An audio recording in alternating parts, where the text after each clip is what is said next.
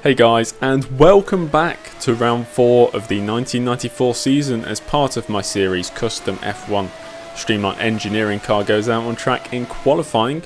Of course, I control Mika Salo, which is our first driver. Our second driver, Karya Mahendra, it was created by you guys. It's a youth driver created by you, the viewers, on my Discord channel.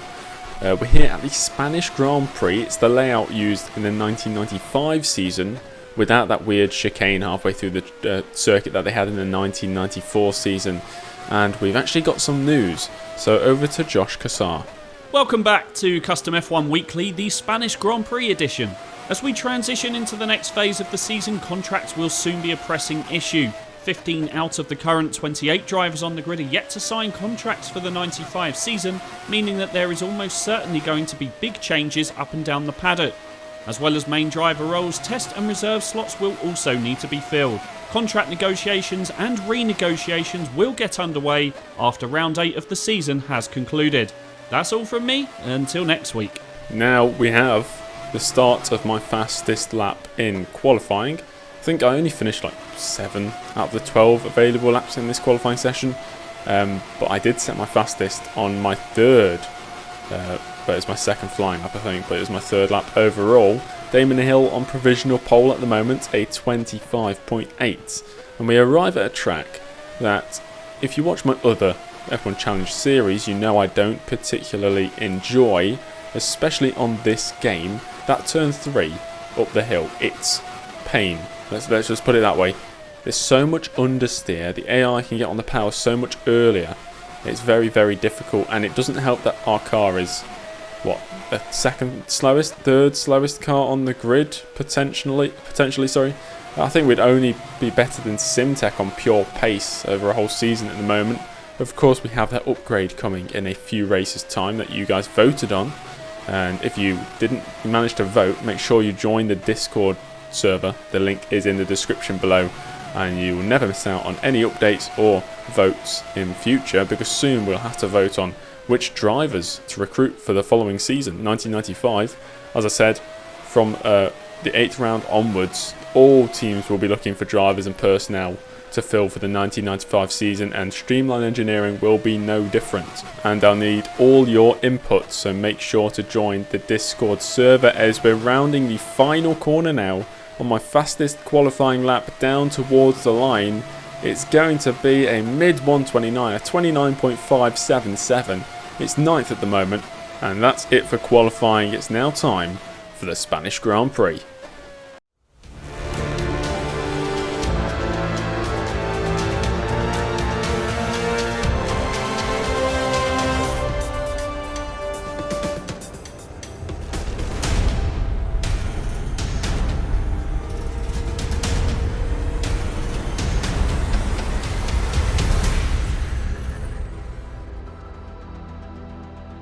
And here we have the qualifying results. Michael Schumacher claims pole position, less than a tenth of a second ahead of arch rival Ayrton Senna. Damon Hill, Senna's teammate, starts from 3rd, with Verstappen down in 4th. Then we have the 2 Ferraris, Alesi ahead of Berger.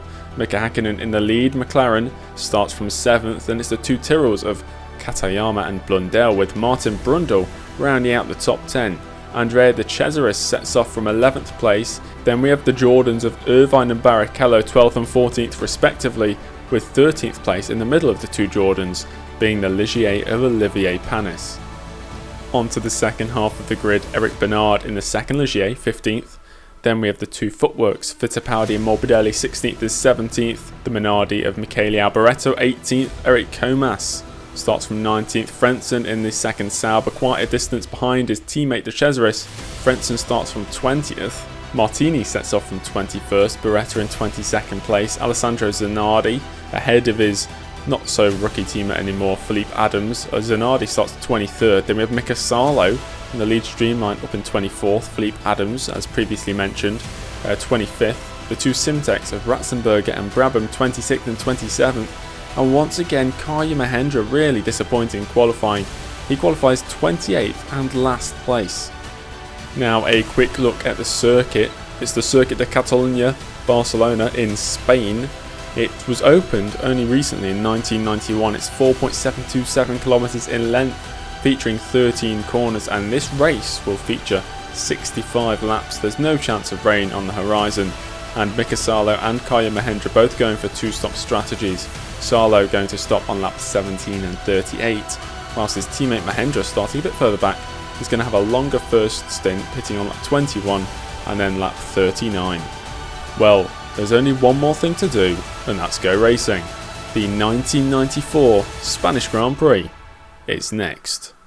And here we are on the grid. There are 3 lights, 4 lights and 5. The 1994 Spanish Grand Prix is underway, and Rubens Barrichello is stalled on the grid, so we all have to take evasive action as we head down towards the first corner. I have the inside line on Olivier Beretta in the Ligier, as well as Philippe Adams as we go up the inside of both of them, and up the inside of Martini and Frentzen. We're going side by side with the Sauber driver. This is for 20th place, but he manages to hold it out around the outside of turn 2 and has the inside line for turn 3. And as you can see here, what I was mentioning about turn 3 and me losing lots of time to the AI, they just have unbelievable amounts of grip. But down towards turn 4, they're all braking quite early, being very cautious on this opening lap, trying to avoid each other. There has been an incident involving the 2 sim techs. David Brabham apparently has lost his front wing, which I'm hearing over the team radio as we go around the outside of Frentzen. I think this is turn 5 at the as we head down towards turn 6 and turn 7. This is at the bottom of the hill. We've got the inside line here on the Sauber driver yet again, trying to force my way through. It's just not quite working out as we head back up the hill towards the end of the second sector on this opening lap. It's 65 laps this race. It's going to be one hell of a long race. If we manage to reach the end, we have failed to finish the opening 3 races of the season. We're yet to finish in Mika Salo's career. Of course, Karya Mahendra for Streamline has finished, I think he's finished 1 or 2 races so far this season. So he's definitely outperforming Mika Salo as teammate rivalries go. It's pretty one-sided in the race. Qualifying is a different story, as you've seen. Mika Salo seems to get the better of Mahendra. Mahendra really poor in qualifying, but we've finished the first lap and we are in 21st place. We look at the start for the drivers at the front. Michael Schumacher getting a fantastic start, already clear of Ayrton Senna, who has to defend from his teammate Damon Hill. It looks like they're going 4 wide as Jos Verstappen on the inside of the 2 Williams. The 2 Ferraris going side by side into the first corner as well, but Michael Schumacher has the lead as we funnel through turns 2 into turn 3 on this opening lap of the 1994 Spanish Grand Prix. Senna going very wide through turn 3 there, hoping to gain an advantage on the German of Schumacher ahead, but he has to defend from his teammate Damon Hill, who looks to the inside, feints for a move up the inside. It forces Senna slightly wide. The 2 Williams are actually losing time here, battling away because Schumacher's going to streak forward. So as we saw on the grid, Rubens Barrichello stalling becomes the first retirement of the Spanish Grand Prix today, and that's not the only bit of incident that happened down towards first corner. We're looking at David Brabham in the Simtech, who down towards the first braking zone outbrakes himself, hits his teammate Roland Ratzenberger, loses his own front wing. It's lap 5 and Karya Mahendra, shall I say, is all over the back of Roland Ratzenberger, shaping him up for a dive into the braking zone of turn 4, and that's exactly what he's going to do. The Streamline driver on the inside, Ratzenberger in the Simtech on the outside, and Karya Mahendra moves up a position. A lap or so later, and Mahendra is on a charge, really. He goes up the inside of Philippe Adams, the same place he overtook Roland Ratzenberger, and moves up another position. So what I learnt in Monaco was that the soft tyres go off really quickly, and that's what was going to happen in this race as well. So I started on the hard tyres, but when deciding what to use in the pit stop strategy window, I could not select hard tyres. It was either no change, soft, intermediates or wets. There was no option for hard tyres. I don't know if that's a bug with the game. I feel like somebody's mentioned it before. I've never experienced that bug before. But yeah, so I wanted to go onto the hards again, but we're going to have to do every other stint in this race on the softs, and the softs die after about 10 laps. And as you've seen, our pit stop strategy is pitting on laps 17 and 38. Both of those, well, all those stints are much longer than 10 laps, so we're going to really struggle towards the end of each stint. As we have now reached quarter race distance, Michael Schumacher still in the lead, Senna second, Hill third, Verstappen fourth, Berger and Häkkinen, Ferrari and McLaren in the points right now. Blundell in 8th place for Tyrrell with his teammate Katayama in the top 10 as well. We're looking at right now, I think this is Alessandro Zanardi in 20th place He's clearly on a one-stop, holding up the streamline of Salo. We are ready for you. Box, box, box, box. So we got the call to come into the pits from the race engineer Dominic Foster, and that's exactly what we're going to do. Into the pits we go on the end of lap 17, and all those cars are going to go past me. I think it's Beretta, I think it might be Martini. My teammate goes past as well, Mahendra. Philippe Adams is a bit further back. I think he's going to go past me as well. Ratzenberger in the Simtech went through, and obviously David Brabham had that issue when he crashed into his teammate. That was the issue. Lost his front wing on the opening lap. He's about 50 seconds behind me as I'm going to rejoin in 26th. And that's second to last on the road, but third to last in the actual order. And sadly, we've rejoined in some blue flag territory, which means we're going to lose time to Philippe Adams, who's only 6 seconds up the road. Right, warm up those tyres, mate. And as I'm trying to go wide to allow the Ferrari of, I believe that's Berger, to go past, I go wide, and there is absolutely no grip out here. I'm losing so much time just trying to turn back onto the track. I've lost about 5.5 seconds, but we've eventually managed to do it. Ah, come on. On the end of lap 18, the race leader Michael Schumacher is into the pits. I believe, Ayrton Senna is into the pits as well. I think Damon Hill had already pit a few laps earlier, so he's still out on track somewhere. He's not going to take the lead. He was a bit too far behind, but Michael Schumacher has extended his lead throughout this first stint. It's at quite a few seconds now, maybe about 8 seconds ahead of Ayrton Senna, who's going to rejoin in second place. Ratzenberger, who's just pit, he's come back out right in front of me. Of course, we were ahead of him, well ahead of him before our pit stop, but that mistake has cost us quite a lot. And we're clearly faster than the Simcheck driver here. I almost go into the back of him down into turn 5. So I'm all over the back of the Simtech. Can I find a way through up the inside into this left-hander? We're going side by side. I almost make contact. We do eventually make contact. My front right with his left rear, but I just can't find a way through. Stick with it, you've got this. And down the main straight on the following lap, I've actually got a run here on Ratzenberger towards the first corner. I dart to the inside, outbrake the opposing driver and move up into 25th place. Good job, mate. Nice one. But through turn 3, Ratzenberger goes around the outside of me and takes the position back, so we have to re-overtake him down towards turn 4. It's a heavy braking zone, but I don't think about looking up the inside of the Simtech driver this time around. I don't want to cause any crashes. We're in a good battle here. We were, of course, far ahead of Ratzenberger before my first pit stop on lap 17. And whilst we got these fresh soft tyres, we need to make the most of it and regain the time we lost after making that mistake coming out of the pits. We got the inside line into the following corner, and this time we make the move stick. I know a few of you are Frentzen fans. You're not going to like what you see now. As up through turn 9, I believe that is suspension failure, forces Heinz-Harald Frentzen to retire from the race on lap 22. Now, sadly for me, I'm getting so many blue flags, which means I can't close up to the drivers ahead. Mahendra, my teammate, has just been into the pits, so he is now ahead of me. It was Philippe Adams, who is about 11 seconds ahead, so Mahendra's only 10.5 seconds ahead, so they'll be battling away. But yeah, I just can't close the gap because I keep getting blue flags. I don't want to risk getting a penalty, so it's quite difficult. Damon Hill chasing his second point scoring finish of the season, currently in third place on lap 24, but it's all going to come undone. Look at that brake failure straight off into the wall. He's out of the race, and that is a heavy accident. Mahendra lost out to Adams through the pit stop phase, and now he has to re-overtake Adams. This is what happened on lap 6. It's the same move. Mahendra up the inside on the Lotus drive and takes that position quite comfortably. Okay, this is an embarrassing one. I kind of forgot where I was on the track. I thought I was going downhill towards turn 4, the next corner, before realising it was the right-hander. Oh, sorry, that is turn 4. I thought it was turn 5, so I went off.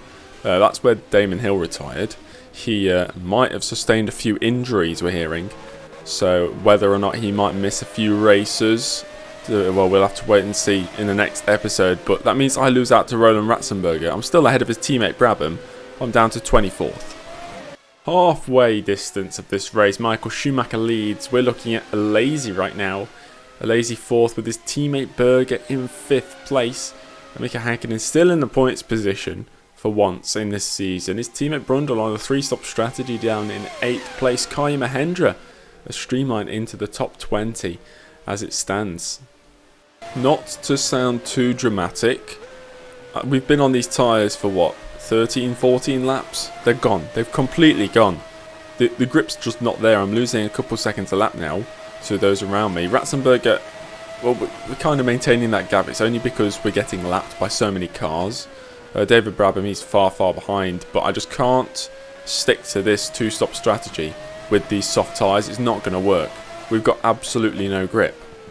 Ferrari's incredible reliability early on in the season has finally come undone. John Alesi, engine failure on the back straight, sees him out of this race on lap 36. We have somehow made it to lap 38 with these tyres. Luckily we haven't managed to bin it in the wall yet, but this last stint is going to be longer than this middle stint. Quite a bit longer, maybe 5 laps longer. I'm not sure we're going to be able to get to the end. I know we've been lapped many times already, so we're not going to complete more than maybe 61 or 62 laps in this race. But still, it's going to be a longer stint. It's going to be difficult to see if we can actually get to the end without crashing. We're going to rejoin ahead of Brabham, which is good. Philippe Adams is reporting difficulties, let's put it that way. So he was only a few seconds ahead of me before I headed into the pits, but we rejoin in 23rd. Schumacher into the pits on lap 40 for a second and final stop. But there's a miscommunication. He tries to pull into the same garage as the McLaren ahead and runs into the back. I think that's Martin Brundle. And this means that Schumacher is out of the race. I'll tell you what though. When we've got clean air and we're on these fresh tyres for maybe the first 8 or 9 laps of the stint, it's a dream to drive this car. I know it's really slow. I know we're getting so much understeer, but we're setting good times. It's low 31s, high 30s, which is very competitive. We're actually catching up with Ratzenberger, but I know when the tyres start to go off, that gap's going to just enlarge once more. So I'm going to enjoy it whilst I can. LaRousse have had terrible reliability so far this season. I think they've only finished in 1 race, which was the opening round of the season, and Eric Comas is not going to go any further in this one. Lap 45, it seems to be brake failure that's put him out of the Spanish Grand Prix. Another retirement, it's Christian Fittipaldi in the footwork. He's stuck in gear and therefore comes into the pits to retire. 75% race distance, Senna in the lead of this race now, Verstappen in second and Berger in third. How things change in the space of about 15 laps. Salo into the top 20 now as well. Philippe Adams is into the top 20 as we see Salo making a mistake there. Hopefully we'll see a better view of that later on. We were riding on board there with them. Well, it was one of the Minardis, wasn't it? But that didn't look too good. That did not look too good at all. But that means Ratzenberger is ahead of Salo. Philippe Adams ahead of Salo. Mahendra is up in 17th right now, doing a pretty decent job. Zanardi in the lead Lotus is up into 15th place. Well, there's more action, there's more retirements. It's Eddie Irvine this time as he heads down towards the hairpin of turn 10 into the braking zone. His engine goes, forces him off, and a heavy impact with the barriers. Only about 10 laps into this stint and I'm really starting to struggle with the tyres. On the exit to turn 5, I just lose grip. I try and put the foot down to try and just fight my way through it and trust my car control abilities, but I spin and hit the wall. I think there's a bit of damage, and there is. It says damage repair, so we're going to go into the pits. This gives me a chance to at least pit an extra time. We're still clear ahead of Brabham. We're still going to be ahead of David Brabham by quite a distance, and Ratzenberger was probably a bit too far ahead anyway. So it's just really a courtesy pit stop, pitting for an extra time, making sure that those tyres do not go off. Report on the handling, please. The race engineer Dominic Foster asking for me to report on the handling. It's okay, I guess. It feels drivable. So we'll just get into the pits, repair what is needed, and then get back onto the track. Right, warm up those tyres, mate. As we rejoin the track, Eddie Irvine is apparently behind me. It's because David Brabham has not passed Irvine's stricken car. Yeah, there we go. He passes now. So he's 35 seconds behind me. It's easy. We're fine. We're ahead of him. We're in 19th place. We're in the top 20. We're on course to finish a race. I'm happy. Eric Bernard in the Ligiers next on the list of retirements. Gearbox issues, just like Christian Fittipaldi had. He's into the pits to retire from this race. And now another retirement. It's Philippe Adams, the newcomer to Formula 1. I think he's got stuck in gear as well. That means the Lotus driver is out of this Spanish Grand Prix. Lap 57, and it's another Mahendra overtake. This one is slightly easier on a car that clearly has some sort of issue. It's the other LaRousse, Olivier Beretta. He seems to be stuck in gear, and Mahendra moves up into 14th place. And let's go 3 for 3 on engine failures in a row. It's now Olivier Beretta to join his teammate on the list of retirements. Beretta's gearbox has failed him as well. For the majority of this race, it looked like it was Michael Schumacher's to lose, and in the end he did lose it. Ayrton Senna's got 2 corners to go, make that 1 corner. The Brazilian's going to round the final corner for the final time of this race to come across the line and win the 1994 Spanish Grand Prix. It's very, very lucky for him to do so, but he deserves it. 2nd win of the season. I turned the engine rev limit down for this race in hopes that we'd actually reach the checkered flag, and that's exactly what we're going to do. We're going to round the final corner and come across the line to finish in 16th place. Not too shabby at all. Wow, decent work there, mate. I'm impressed. And here are the race results for the Spanish Grand Prix of 1994. Ayrton Senna claims his 2nd victory of the season. Jos Verstappen, another good result. He's gone under the radar. He's not got the pace for wins or whatnot, but he's definitely up there most races. Gerhard Berger in 3rd, keeps his point scoring streak going. Mika Häkkinen in 4th. Mark Blundell picking up 2 points for Tyrrell. Martin Brundle, I think he was on a 3-stop, quite aggressive. Finishes in 6th. Andrea de Cesaris just missing out on points. He's 2 laps down as well. And so is Olivier Panis, Katayama, Morbidelli, rounding out the top 10. Michele Alboreto and Pierluigi Martini, the 2 Minardis, just outside the top 10, 11th and 12th. Alessandro Zanardi in the 1 Lotus that finished the race in 13th. Karya Mahendra, once again, finishing a race and finishing in a good position in the top half for the Streamline driver. Roland Ratzenberger in 15th, with Mika Salo finally finishing a race this season in 16th. David Brabham 17th. We have a whole host of retirements, including both the LaRousse drivers yet again. I think they finished 1 race this season. Onto the Drivers' Championship. Ayrton Senna once again takes the lead. Michael Schumacher could have extended his lead today. He was on for another victory until that incident happened. Gerhard Berger scoring again. He's in 3rd in the championship. Jos Verstappen now up to 4th. John Alesi slips down to 5th place. Damon Hill once again disappointing. No points for Damon Hill yet again. He's in 6th place in the championship. Martin Brundle 7th and Mark Blundell 8th. All those 3 British drivers tied on 4 points. Mika Häkkinen picking up some points. He's 9th in the championship now. Eric Bernard down in 10th. Frentzen and Katayama 11th and 12th. The final drivers to score points. And now this is the actual correct Drivers' Championship based on best finishing result for the drivers who've not scored points. So Mika Salo is actually in 26th. Karya Mahendra is actually in 21st. So Mahendra having a good start to the season. On to the Constructors' standings at the Spanish Grand Prix. Benetton in the lead still. Williams now in 2nd ahead of Ferrari, but it is close between those top 3. You'd expect that Benetton and Williams will pull away eventually from Ferrari throughout the whole, the duration of a whole season. But right now Ferrari is only 5 points off the top. McLaren, disappointingly, in 4th. That's fair enough, but 7 points from 4 rounds of the championship, quite disappointing. Tyrrell doing well in 5th. Ligier and Sauber, the final 2 cars to have scored points. That means that 50% of the teams have scored points so far. Now on to the feeder series. Formula 3000, there's actually been races, 2 races at Pau and Catalonia this weekend at Catalonia actually. Some standout performances include Lucas McGowan, 2nd and 1st place in the in this race. I don't know whereabouts in the championship. Zomba Reith actually scoring back-to-back 5th places. Julien Jabber-Muller 6th and 6th as well. No race in German Formula 3, but there was a race in British Formula 3. Lacroix finishing 21st at Thruxton. Josh Cassar in his bid for the Formula 3 Championship, finishing in 8th.